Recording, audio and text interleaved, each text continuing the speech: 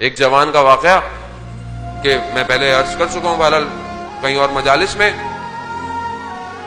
کہ وہ ایک عالم دین کے ساتھ تھا، ایک شخص کے ساتھ زیارت کا سفر کر رہا تھا، رستے میں نماز کا وقت ہوا تو اس نے برابر والے سے کہا، بعض کتاب میں عالم دین ہے، بعض میں کوئی شخص ہے، کہا کہ اگر آپ نہیں پڑھ رہے تو میں فوراً نماز پڑھ کر آ جاؤں۔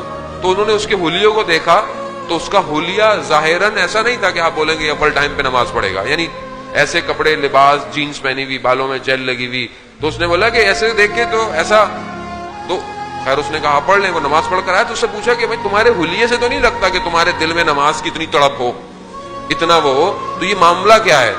تو اس نے بتایا کہ میں کچھ عرصے کے لیے اپنی ڈگری کرنے کے لیے فرانس چلا گیا اور پیرس میں رہتا تھا، لیکن گھر بہت مہنگے تھے، رہائش بہت مہنگی تھی، تو میں نے رہائش کچھ فاصلے پر رکھی ہوئی تھی، 1-2 گھنٹے کی فاصلے پر شہر سے باہر۔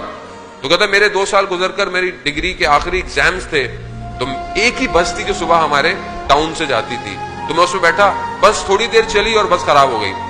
بس جب خراب ہوئی تو مجھے تھوڑی سی بے چینی ہوئی، لیکن وہ بس ڈرائیور لگا رہا مگر بس صحیح نہیں ہوئی۔ میں ہائی وے پہ آیا کہ شاید کوئی گاڑی گزرتی ہوئی مل جائے، تو مگر کوئی گاڑی بھی نہیں آئی۔ جب وقت گزر گیا اور ڈرائیور نے بولا کہ مکینک لانا پڑے گا، گاڑی صحیح نہیں ہوگی، تو کہہ رہا میرا اضطراب بڑھ گیا اور مجھے ہوا کہ میں اتنی جو محنت کی تھی وہ کہیں ضائع نہ ہو جائے۔ تو کہتا ہے میں سڑک کنارے بیٹھ گیا، اور جب میں نہیں آیا تھا یہاں تو میں نماز کا پابند تھا، لیکن یہاں آ کر تھوڑا میں سست ہو گیا، نماز میں کوتاہی کرنے لگ گیا۔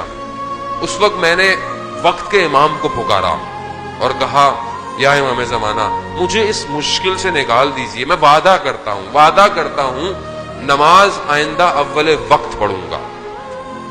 کہتا ہے میں نے جیسے ہی یہ اپنے ضمیر سے گفتگو کرتے ہوئے اپنے مولا سے توسل کیا تو میں نے دیکھا کہ اچانک سے کوئی شخص آیا اور اس نے ڈرائیور کو بولا کہ بس اسٹارٹ کرو۔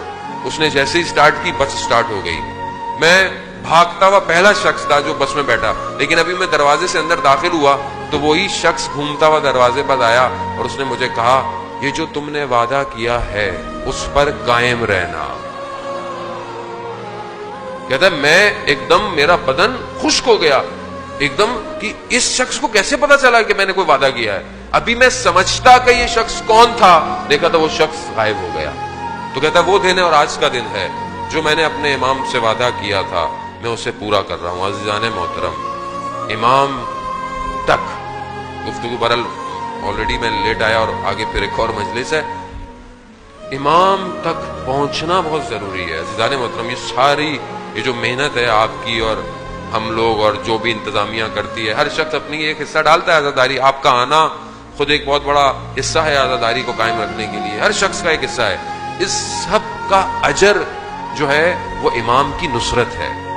اگر یہ مجلس ہمیں امام زمانہ تک نہیں لے کے جا رہی تو پھر یا تو میرے اندر کوئی پرابلم ہے جو بیان کر رہا ہے، یا پھر آپ کے خدا نہ خواستہ، میں آپ کو نہیں کہوں گا، کہ کوئی ایسا عمل ہے جس نے مجھے روکا ہوا ہے۔ ہمیں امام تک پہنچنا ہے عزیزان محترم۔ یہ جو صفتوں کے اندر خوبیاں ہیں یہ خدا نے ہمیں عطا کی۔